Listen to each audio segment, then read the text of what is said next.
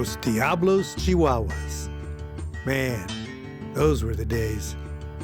Back then, we were a scandalous biker gang living just outside Bisbee, Arizona. Land of scorching desert heat and legendary saloons. My name's Wolf, El Lobo. Those were crazy days, man. Riding by day, raising hell, and making love all night. Everything about it was good. And if it wasn't, well, we just weren't gonna buy into that illusion. Our guru was Brick, a badass biker, a truth teller, shapeshifter, and one hell of a lover. Yeah, so I heard. Brick gave me the name Wolf. He showed us all the path of wisdom and enlightenment. He gave me my philosophy of life. Water it, man, and it'll grow. The core Chihuahuas, me, Gypsy, Chuck, Willow, Bojangles, we all got back together after 25 years. One of the gang, Righteous Johnson, passed on, so we met up back in Bisbee to honor him and take his ashes up to Sturgis. We didn't know yet if Brick would show up or not. This is that story. I've heard tell about years gone by, you know, when there was a motorcycle club, or I don't know if they were a gang so much, but I've heard stories about them. Something about dogs, right? Dogs. Devil dog. No. Los Diablos de Chihuahua. De Chihuahua. Well, that's where you got the dog part, Chihuahua part. Yeah, Los Diablos de Chihuahua. Yeah. That was it. And they were, you know, I don't know how dangerous they were, but they thought they were dangerous. You guys want some more coffee? Sure, that'd be great. No, I'd like to ask that boy if he's ever heard of Los Diablos Chihuahuas. Oh, who hasn't? We're infamous. Let's call him over here. Hey, coffee boy. Coffee boy. Nicknames for everybody. Yeah. You don't mind if I call you coffee boy. I mean, it's a term of endearment, because we appreciate the fact that you know a lot about coffee. But let me ask you a question. You heard of Los Diablos Chihuahuas? Los Diablos Chihuahuas? Yeah. Biker gang? It's a biker gang, Bisbee? Los Diablos Chihuahuas. No. Right here in Bisbee. In Bisbee? No, I can't say that I have. What is that, like the Devil Bird or something? How old are you? I'm 18. 18 years old. Well, sure. Your parents live here?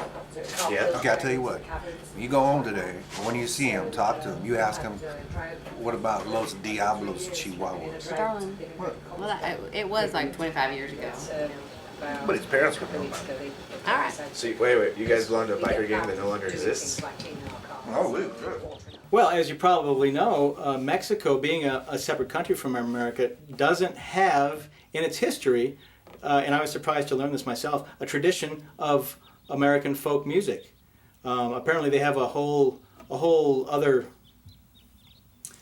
country's music, literally, you know. So I thought it was high time that someone brought American folk music to a country that didn't have it. I mean, that's the bottom line. And Mexico is one of those countries, and it's right next door. You know, if a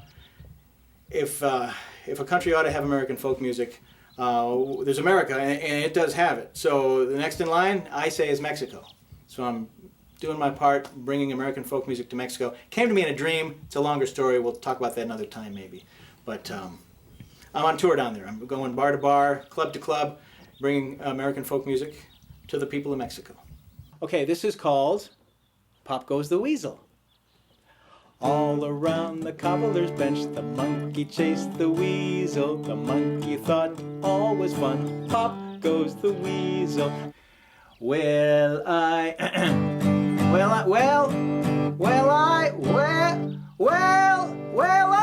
come from Alabama. Well, I was an octave too high, I think. Well, I come from Alabama with a banjo on my knee. I'm a-going to Louisiana, my true love for to see. I need to practice that one. Well, I was going to graduate school at the U of A, and I was doing, you know, kind of the literature PE sort of fused major.